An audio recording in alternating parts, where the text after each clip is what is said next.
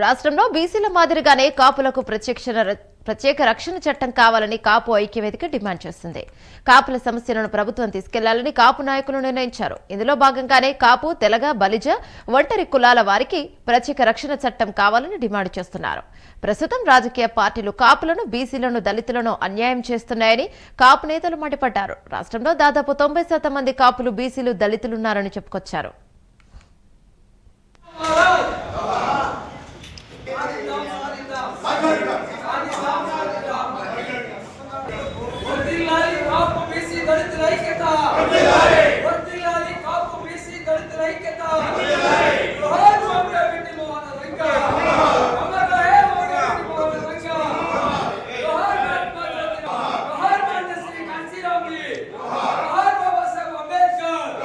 అందరికీ ఉద్యమ నమస్కారములు. నా పేరు జంగాల సింగరయ్య యాదవ్, బీసీ ఐక్యవేదిక ఆంధ్రప్రదేశ్ చైర్మన్. మోసం మోసం మోసం అంతా మోసం, దగా దగా అంతా దగా, అన్యాయం అన్యాయం అంతా అన్యాయం. జరిగింది మోసం, జరుగుతున్నది మోసం, జరగబోయేది కూడా మోసమే.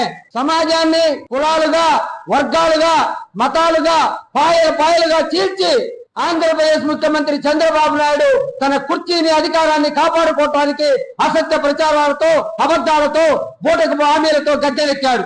అదేవిధంగా ఆ కుర్చీని ఆయన కుమారుడు కట్టబెట్టడానికి ఇవాళ సమాజంలో ఉన్నటువంటి అన్ని వర్గాల మధ్య అనైక్యతను, అగాధాన్ని సృష్టిస్తున్నాడు.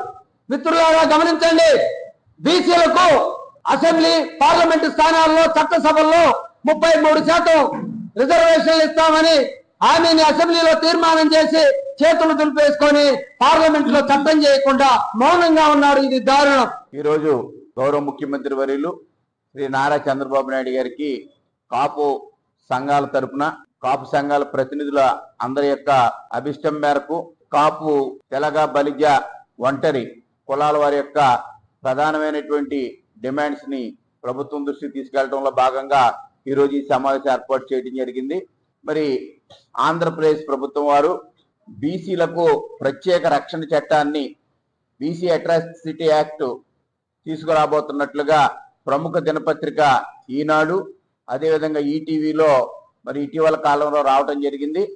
దాని మేరకు మేము స్పందించడం కోసమని ఇక్కడికి ఈ యొక్క పాత్రికేయులు సమావేశం ఏర్పాటు చేయడం జరిగింది. ప్రభుత్వం ఎన్ని రకాలుగా నేరాలు చేస్తుంది, ప్రజలు ఏ విధంగా మోసం చేస్తున్నారు.